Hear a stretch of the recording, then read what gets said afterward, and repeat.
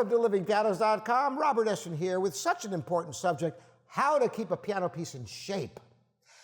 Sometimes it's the most difficult thing. You have a performance and you get everything in good shape, and then like a piece of fruit, like a banana, that suddenly it was great and then the whole bunch is just a disaster and you got to throw it away. Sometimes that happens with your piano music. Everything is going just fine, and then suddenly you feel like you can't even play, and you wonder, now what to do? It's a tremendous challenge, keeping music on a high level. Sometimes you can peak early. Everything's in shape, and then the performance is just 2-3 days later, and everything disintegrates, and you wonder, how can you get it back into shape? And that's what you're going to learn here today in this video.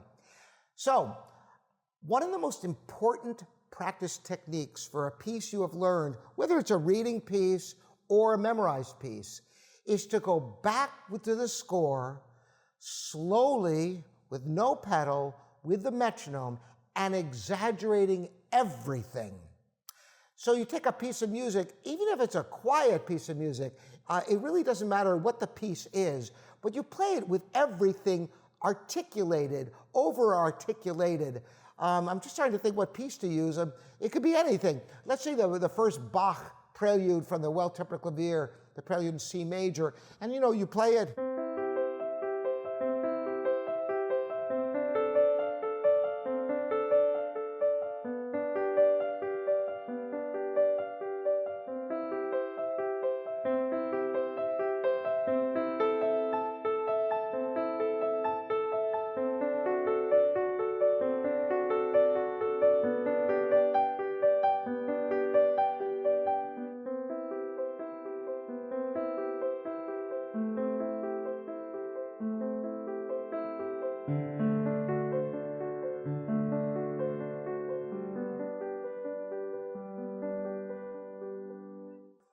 Well, if everything is fine, great.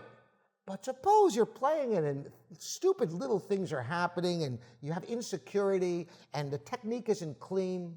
Go back to the score, go slowly, take your foot off the pedal and play it incredibly deliberately, almost like you're practicing scales or arpeggios slowly with raised fingers. So you kind of reprogram your hands and you reprogram the sound into your head by playing very deliberately with raised fingers, with the metronome.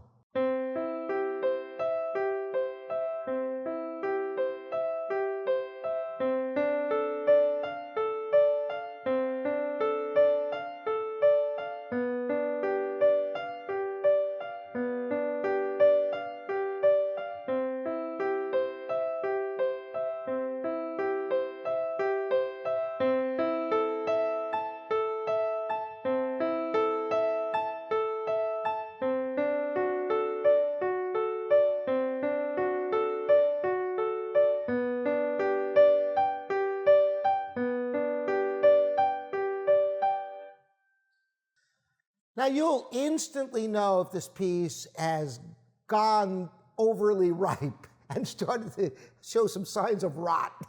Because when you try to play it slowly, suddenly you can't play it. You wonder what's going on. And you'll be tempted to go back to the beginning and just play it fast, just so you can have the satisfaction of playing it again. But make sure you do take the opportunity to slow it down and figure out how to play it slowly and deliberately, whatever the piece is. This is the answer. Keeping your eyes on that score, playing with a metronome without pedal, deliberately playing, and if there's staccatos in the piece, you want to articulate those with the wrist. Exaggerate all the dynamics, exaggerate every finger that goes up, that goes down, so you really feel it. It gives you that opportunity, especially if you have a fast piece you've played.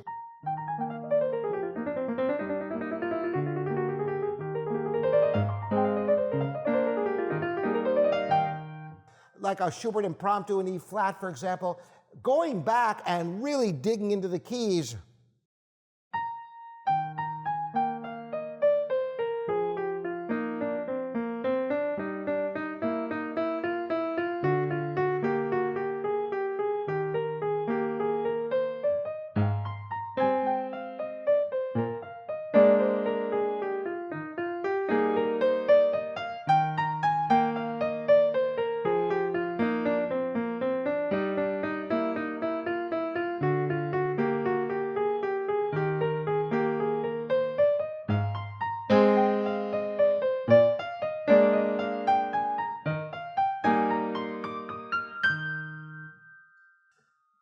Notice that even though I played very deliberately and louder than you think it should go at the beginning, I still made the differentiation when the dynamic changed to mezzo forte or forte after the repetition of that first phrase.